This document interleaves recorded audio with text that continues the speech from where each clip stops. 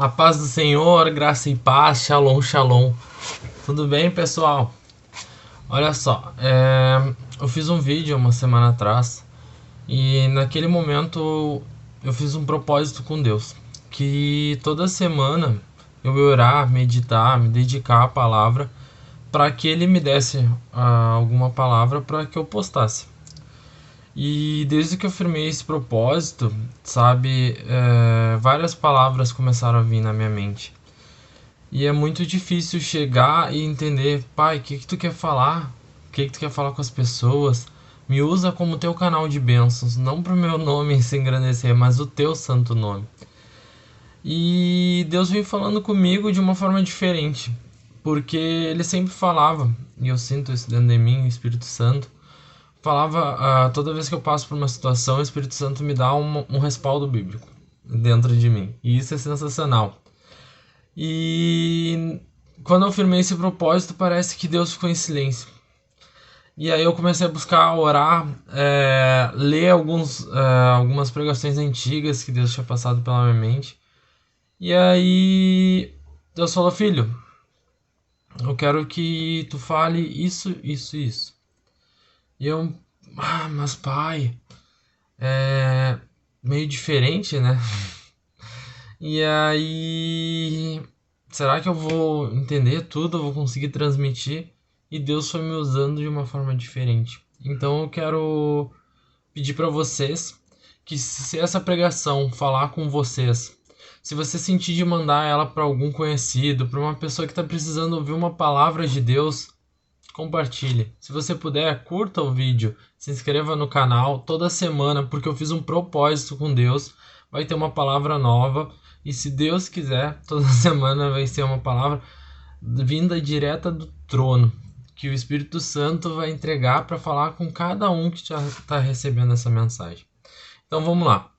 Primeiro vamos orar. Deus amado, misericordioso, Pai do impossível, Deus soberano, Deus maravilhoso, santo, santo és tu, santo é o teu nome, Pai. Pai, que o teu Santo Espírito invada o meu corpo, Senhor. Que a minha língua seja dominada pelo teu Espírito Santo e que dela só saia aquilo que vem do teu trono, Pai. Pai, que seja uma palavra que toque o coração dos teus filhos, dos teus servos, Pai. Que seja respostas de orações ou novos aprendizados para que eles levem para a sua vida, Senhor. Pai, eu te peço, em nome de Jesus Cristo, que nessa noite tu invada cada lar que está ouvindo essa mensagem. Que o Senhor faça o sobrenatural na vida deles, Pai. Dê intimidade com os teus servos, que os teus anjos invadam a casa deles e que seja derramado a tua unção, o teu óleo, em nome de Jesus Cristo. Que assim seja, Pai. Que nunca seja para que o homem seja engrandecido, mas sim para que tu, ó Deus, toda honra, toda glória seja para ti, em nome de Jesus Cristo. Amém. Então, pessoal, vamos começar com uma passagem em Ezequiel, no capítulo 47, versículo 3. Antes de eu começar a ler, eu quero contextualizar essa história. Ezequiel, tá? Ele é um grande profeta de Deus. E ele foi visitar o templo.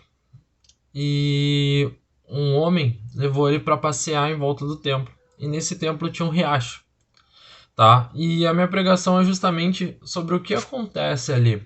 Deus pediu que eu trabalhasse com isso como uma palavra introdutória. Então, no versículo 3 diz assim: o Ezequiel foi com esse homem e entrou no riacho. Quando eles entraram no riacho, fala bem assim, versículo 3: com a sua vara de medir, o homem mediu 500 metros, na direção da correnteza para o leste. Ele fez atravessar o riacho ali, e a água chegou aos meus tornozelos. Em seguida, ele mediu mais 500 metros, e a água subiu até os meus joelhos. Mais 500 metros, e a água chegou até a minha cintura. Finalmente, mediu mais 500 metros, e o rio era tão fundo que não podia atravessar. Era fundo demais para ser atravessado, a não ser a nado. Bom, quando eu li esse versículo, né, esses versículos, Deus trabalhou uma pregação totalmente diferente em mim. Só que eu fiquei refletindo e meditando, né? Pai, não pode ser só isso. Eu acho que eu estou entendendo errado. E aí Deus começou a me revelar de uma outra maneira. Quando a gente para pensar e ver esses versículos, a gente pode comparar a nossa vida cristã, onde o riacho é a imensidão do poder de Deus. Então, quando a gente dá o primeiro passo, quando alguém nos convida para ir à igreja, quando a gente decide ter uma vida com Deus, quando Deus fala com a gente dá o primeiro passo, que é para entrar na glória do Senhor, para entrar na grandeza de Deus. Então a gente começa a ter água pelos tornozelos. E essa é a nossa primeira experiência com Deus. A gente sente que é prazeroso estar naquele lugar, que te envolve de uma maneira sobrenatural, que ele te entende de uma forma que só ele sabe. E à medida que a gente vai avançando, vai se dedicando na presença de Deus, a gente vai vencendo etapas. Então, vocês podem notar que toda vez fala que para passar de um estágio para o outro, ou seja, de água dos tornozelos para água nos joelhos, eles andaram 500 metros. Quando eu li e refleti sobre isso, Deus me falou o seguinte: filho, eu preciso que vocês estejam preparados para avançar de nível. Vocês precisam desempenhar, estudar, me buscar, meditar, orar mais. Porém, vocês só vão passar de um nível para o outro quando eu quiser. Porque existem etapas. E esses 500 metros representam o tempo. Existe um tempo para te passar de água nos tornozelos para água nos joelhos. E isso é o mais difícil de entender para o ser humano. Por quê? A gente quer imediatamente entrar na presença de Deus, a gente entra com aquele embalo, com aquela euforia. E aí, Deus, eu tô me dedicando, eu tô me esforçando, eu tô fazendo, tá acontecendo. E parece que eu não mudo meu patamar. Ei, Deus disse, te prepara. Mas é no momento que eu achar que tu tá pronto que eu vou te passar de nível. Que eu vou te passar da água dos tornozelos para água nos joelhos. Só que, como Deus vem falando, imagina, filho, e eu pensando, né, eu me cobrei muito isso. Pai, eu tô me dedicando, tô me esforçando, e eu não tô chegando aonde eu gostaria. Mas eu entendi que eu tava onde Deus queria. E aí, Deus fala o seguinte: esteja pronto, curta a fase que você está, se dedique, aproveite ao máximo ela. Porque nesse momento tu vai ter problemas que tu pode suportar naquela etapa. E à medida que tu vai avançando, tu vai ganhando mais capacidade, mais sabedoria. E aí, eu ressalto. Imagina um corredor de uma maratona. Ele quer correr 20 quilômetros. Que é o nosso caso de querer chegar e estar submerso na presença de Deus. Tá? Ele quer correr 20 quilômetros. Mas ele não começa correndo 20 km. Ele começa correndo 1. E ele vai subindo. O mesmo acontece com a nossa caminhada cristã. Até que chega um determinado momento que nós conseguimos, nós estamos prontos. Olha, passei por etapas. O tempo passou. Eu consegui vencer. Eu tive o foco no objetivo, que era chegar na presença de Deus. E aí eu consigo chegar lá. E Deus nos ensina que ele tem algo muito melhor pra gente. A gente ainda acha que estar na presença de Deus já é bom, mas ele nos promete estar no paraíso. E nesse mesmo livro a gente vai ver que ao final ele fala o seguinte: filho, você está vendo a margem do outro lado do rio? Lá tem árvores frutíferas, gostosas, saudáveis, que só tem lá. E o mesmo acontece com a nossa vida. Se a gente conseguir atravessar essa imensidão e se manter na presença de Deus, a gente vai chegar no paraíso, que é o nosso objetivo. Então Deus me deu essa palavra introdutória porque muitas vezes nós entramos na caminhada cristã achando que a gente vai sair de um lugar onde a gente não tinha intimidade nenhuma com Deus, e vai chegar num patamar onde vai ser surreal a nossa intimidade com Deus. Ela pode acontecer se Deus quiser, mas precisa ser passada etapas por etapas. Então esteja pronto. Quanto mais tu tardar, quanto menos tu te dedicar, mais tu vai demorar para avançar para a próxima etapa. Mais tu vai demorar para estar no centro da vontade de Deus. Se livra de tudo aquilo que te impede de estar na presença de Deus. E entenda que muitas vezes tu vai fazer, tu vai estar no centro, tu vai estar dando o teu melhor, mas ainda não é o momento. Porque os planos de Deus são muito maiores que os meus e os teus.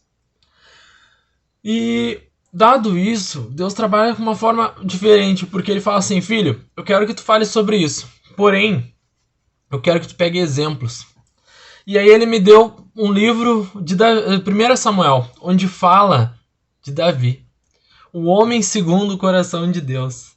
E Deus é tremendo. Eu tô sentindo a presença de Deus aqui. Você tá sentindo aí na sua casa? Então, em 1 Samuel, vai contar a história. Vou contextualizar para vocês, que fica melhor de lembrar. O povo de Israel, ele implorou a Deus por um rei, tá? E aí, Deus mandou o profeta Samuel levantar Saul como rei. Só que Saul desobedeceu a Deus. Ele entrou ungido pelo Senhor e ele começou a fazer tudo errado. Então, e isso é uma coisa tremenda, porque a gente tem que prestar atenção, porque Deus nos dá as bênçãos, mas se a gente não andar no caminho correto, fazendo as coisas corretas, nós também podemos perder ela. Mas o meu foco aqui não é Saul, é Davi. Então, Deus fala para o profeta Samuel encontrar um novo rei. E o profeta Samuel vai até Jessé, que tinha os seus filhos lá. E Jessé, Samuel chega lá e diz: Jessé, traga os seus filhos. E Jessé traz os seus filhos, que são 7 filhos. Só que Deus já tinha falado com Samuel antes dele chegar até Jessé e disse assim: eu não escolherei por estatura, não escolherei por força, não escolherei por aparência, eu escolherei pelo coração. Então vem os 7 filhos de Jessé. E Samuel olha para Jessé e diz: Deus não escolheu nenhum deles. E pergunta para ele: não falta ninguém? Esses são todos os seus filhos? E Jessé diz: não, tem o meu caçula, Davi, que está pastoreando as ovelhas. Então Samuel pede que traga Davi. E quando Davi chega, o Senhor fala para Samuel: é ele. E então Samuel profetiza sobre a vida de Davi. E aí nós podemos comparar que Davi teve a primeira experiência dele com Deus. Ele foi escolhido entre os 7 irmãos, entre todo um povo, pelo coração dele, porque Deus escolhe pelo nosso coração. Então a gente pode comparar esse momento como Davi colocando os pés nas águas, né, chegando aos tornozelos, na intimidade de Deus. Poxa, Davi conheceu Deus, aceitou a profecia, a promessa dele, e passa então a viver sobre aquela promessa. Só que também nós vamos ver que Davi era extremamente dedicado. E isso é uma das qualidades que Deus mais ama nos seus filhos: dedicação. E Davi, talvez por isso Davi tenha sido escolhido, por ter um coração bondoso e dedicado. Eu tenho certeza que foi por isso que Deus escolheu, porque ele via à frente o que a gente não vê. E então, a gente vai falar, né? E Davi recebe a sua promessa. Já em 1 Samuel, versículo 17, tá? Desculpa, capítulo 17, versículo 49, a gente vai ver que Davi, ele tem a sua segunda experiência com Deus. O Espírito Santo falando comigo me disse: bom, nesse momento ele passou da água nos tornozelos para águas nos joelhos. Por que isso? Porque se vocês forem ler 1 Samuel 17, 49, nos versículos acima, vai falar que o povo de Israel estava em guerra contra os filisteus.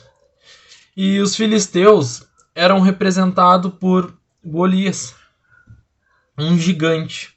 E todos os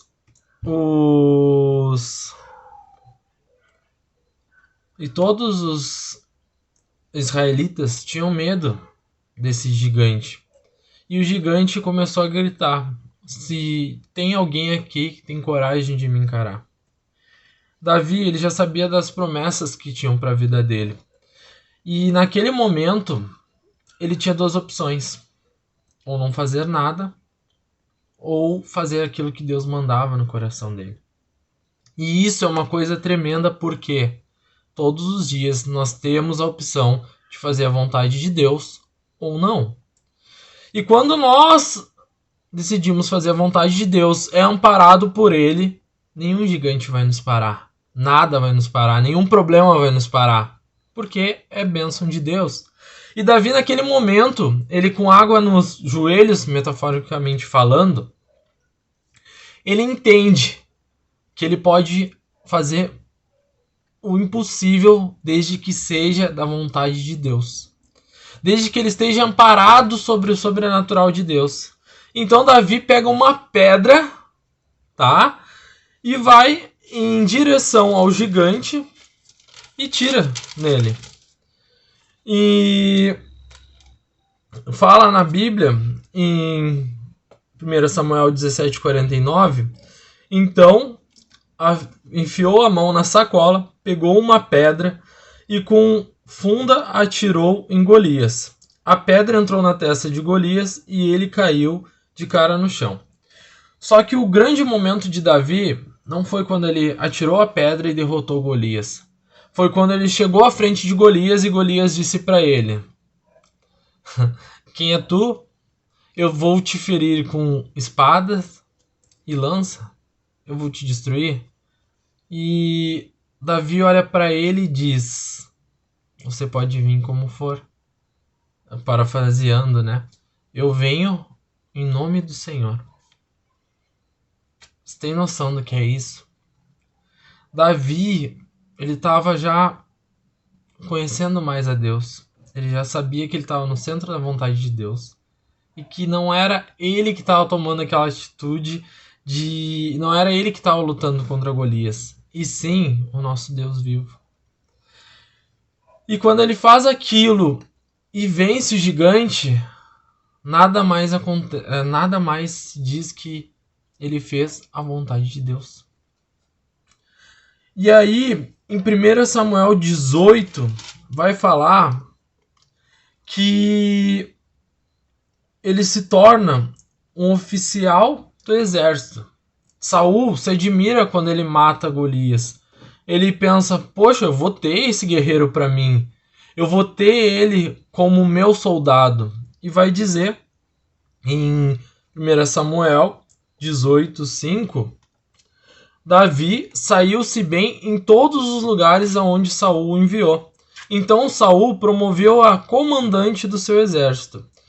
E isso agradou a todo o exército, inclusive aos outros oficiais.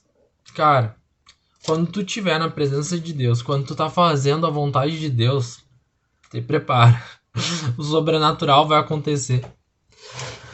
Esteja ciente, Davi, ele tinha tanto amor por Deus que todas as tarefas que Deus mandava ele fazia com amor. E é isso que Deus nos ensina a todo momento: filho, aonde te colocares, faça como se fosse para mim. E Davi fez exatamente isso. Por onde ele passou, ele deu o melhor que ele podia fazer, porque ele sabia que era para Deus. Então, ele se torna comandante do exército, né? E vai falar em 1 Samuel 30 que Davi venceu tantas batalhas, 18:30, tá? Que Davi venceu tantas batalhas que ele conseguia mais vitórias do que todos os outros oficiais. Por quê? Ele tinha a presença de Deus. Não importava a batalha que viesse, Davi levava e pedia para Deus ir à frente dele guiando. E ele saía vencedor de todas as batalhas. Eu não sei o problema que tu passa hoje na tua casa, mas tu sabes, e Deus diz para ti agora: filho, diga que eu sou o teu Deus e que eu estou à frente de tudo. e tu terás vitórias. Vitórias que tu nunca imaginou na tua vida. Oh, meu Deus, maravilhoso. E mais pra frente, vai falar em 1 Samuel que Saul, que era o rei, começa a ficar preocupado. Então vai falar que Saul, ele é dominado por um espírito maligno. E o que acontece? Quando tu tá na presença de Deus, quando tu tá no sobrenatural de Deus, o inimigo começa a levantar tudo à tua volta para te impedir. Imagina, Davi era o melhor soldado, era o melhor comandante de Saul, e mesmo assim Saul queria matá-lo. Entenda, quando tu ouvir o teu chamado e quando tu começar a estar na direção de Deus, o inimigo vai perturbar tudo à tua volta. O mundo vai começar a te dizer: ei, o que tu faz aí na igreja? Por que tu tá buscando? O que tu tá fazendo? Mas tu vai dizer: ei, Deus me chamou. Eu sou abençoado, eu fui escolhido por Deus. E siga os planos de Deus para tua vida. E na Bíblia vai dizer que Saul tenta matar Davi. Ele pega uma lança e tenta acertar em Davi. E pela graça e misericórdia de Deus, ele não acerta. E para mim entra um momento, a partir disso Davi escapa e ele foge. E nesse momento muitos devem estar pensando: ei, Davi fazia tudo certo. Davi tinha um coração maravilhoso. Davi era o melhor comandante de exército. Ele fazia tudo com amor, como se fosse para Deus o tempo todo. E mesmo assim Saul se levantou contra ele. Ei, irmão, eu tô aqui para te dizer que onde a luz passa, a treva se incomoda. É forte. Onde a tua luz, onde tu chegar levando a presença de Deus, a escuridão vai se perturbar e vai se levantar contra ti. Mas sempre lembre como Davi lembrou que o teu Deus, o meu Deus, está cuidando de tudo. Então Davi, ele foge e vai contar que Saul vai atrás dele diversas vezes e não localiza pela misericórdia e graça de Deus.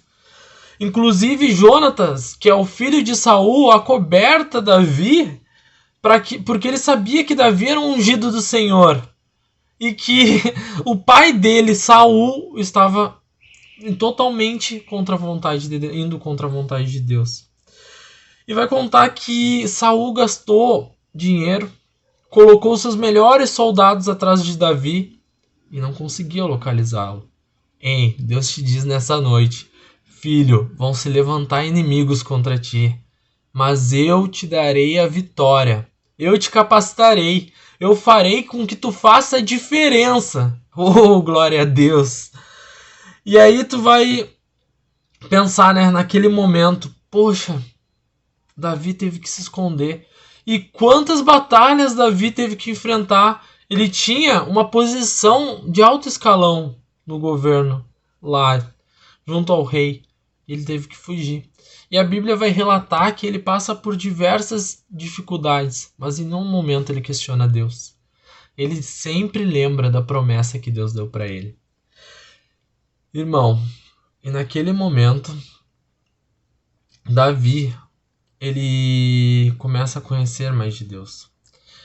Ele começa a entender mais do agir de Deus. Ele já era abençoado, ele já conhecia Deus, mas ele começa a ter mais intimidade. Deus vai te colocar às vezes em situações de crise, mas não porque ele não te ama, e sim para te conhecer o Deus que te supre. Aquele Deus que te ama incondicionalmente, e tudo que ele faz é para ti se fortalecer. E então, Davi escapa, né? E Saul vai atrás de Davi.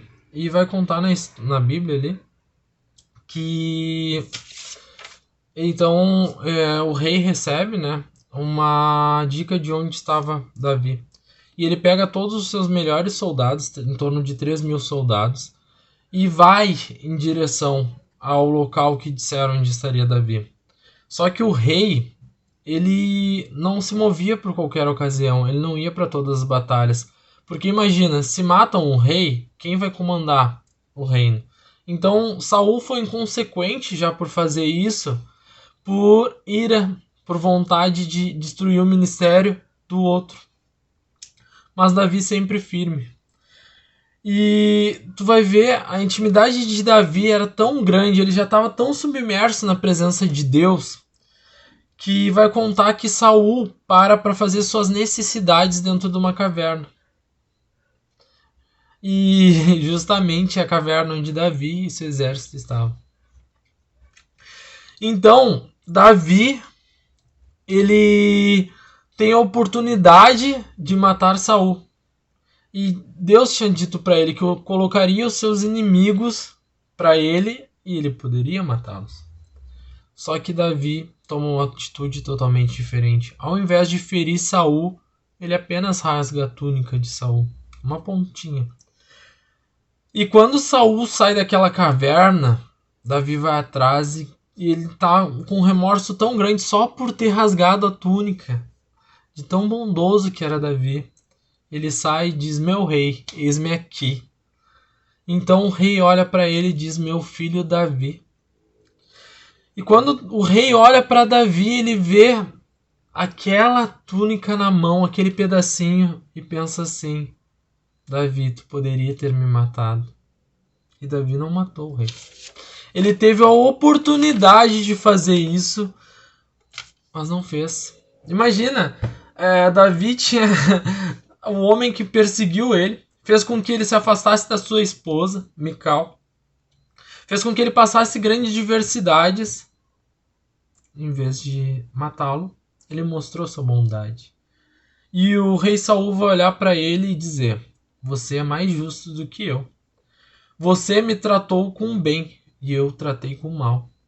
A atitude de Davi foi tão grandiosa que comoveu até o rei. Ei, por onde tu passar, não esqueça que tu é um servo de Deus. Que o teu exemplo vai fazer diferença por onde tu passar. O teu exemplo vai ganhar muitas almas. Então não para.